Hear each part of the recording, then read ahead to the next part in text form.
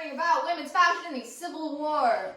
But Ella, you Google Chrome, metronome, garden gnome, Doug dang, dimmadome, half-baked chicken nugget. The Civil War has nothing to do with fashion.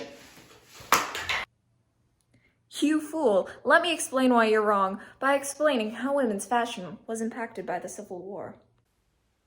Previously on women's fashion. Before we talk about how fashion was impacted, it's important to establish what the common fashion was at the start of the war. Specifically, tight corsets, multiple underlayers, and large hoop skirts. American fashion was largely dictated by the fashion icons of Europe and what was shown in ladies' magazines. For the non-working class, fashion was a primary way for women to exhibit their social status. A lady in a hoop skirt with a diameter of 10 to 15 feet was certainly not on her way to clean the house or work in the garden. Also, the sewing machine had already been invented, so it was relatively easy for women to make or alter their own clothes at this time. Let's take a look at Caroline, who is dressed for an evening out. We know it's for evening because not only is her neck exposed, but her arms are exposed as well. Her large hoop has replaced layers of heavy petticoats that her mother and grandmother used to use to fill their skirts. Caroline's overskirt has been gathered up to keep it clean from dust and dirt as it is swept across the floor. Because the underskirt is exposed, it is also decorated with abundant trim and lace that is all the rage. As you can see, these dresses could alter based on the combination of dress and underskirt, but once it had been seen at a number of parties and events, it was not uncommon for it to be given away to a favored slave or servant.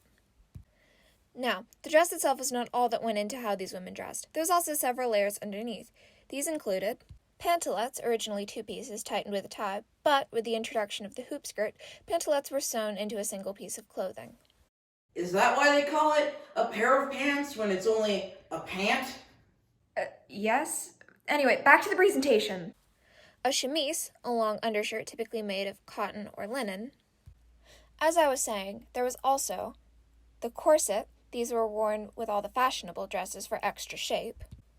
The hoop skirt, a light and flexible series of metal hoops, were held with straps into a bell-shaped cage to hold the skirts wide.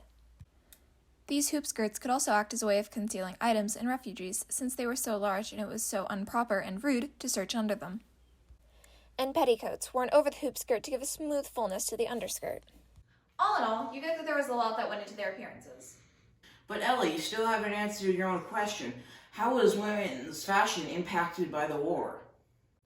I'm getting there, but I just needed to establish what women's fashion was so you can understand just how greatly it was impacted.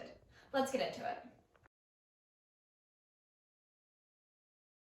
Before the war, manufactured fabric was relatively cheap, and a variety of lace, ribbon, and other trim was easy to come by. New dyes were being developed, so colors were becoming brighter and more varied. While it is true that a good deal of manufacturing was now dedicated to the war effort, goods were still being produced in the North, and Northern women still enjoyed the free flow of goods from Europe. Also, because the fighting was concentrated in southern areas, Northern women still maintained a lifestyle not unlike they had previously. Government contracts for war-related goods also created newly wealthy families, with ladies eager to show off their improved status. Let's take a look at Clara. She is shown in what would be considered a walking dress. This type of dress would be worn in the mornings while visiting. The colors would be more subdued, but include the standard undergarments. For a day dress, the underskirt would more likely be black or a darker color for simple practicality due to the dirty streets and inability to deep clean these garments. Jackets with bell-shaped sleeves accommodated for the full sleeves of the blouses worn underneath them, and well-trimmed hats were necessary to complete the outfit. The fine ornamented slippers worn under ball gowns gave way to more practical shoes for day use, but they were often covered with anklets that covered the ladies' ankles and stockings to keep them clean. The South, however, had a far more drastic style change due to the Anaconda plans cutting off their trade, making fabric hard to come by, and lots of other things rather expensive. Hats were replaced with straw bonnets because they were cheaper, and with fabric being so hard to come by, women turned to redyeing old fabric, and patterned fabric was quickly unpopularized due to the fact that it wasted too much fabric to get the pattern to line up, and it would be more noticeable if patched.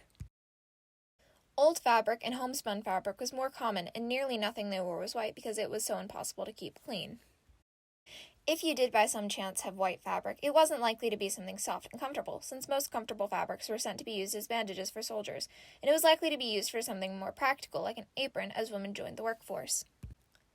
Speaking of which, as many women began to join the workforce, the impracticality of the hoop skirt was made very clear, and many women stopped wearing them. For a woman, needing to wear an apron meant that you had to work, and it was a very dreaded thing. Unfortunately, I don't have a model to go with this, so pictures will have to do. But with all wars comes death, and with death comes emo women's Civil War fashion. There are two types of mourning attire: deep or full mourning, and half mourning. Deep/full mourning attire was for when a close family member died.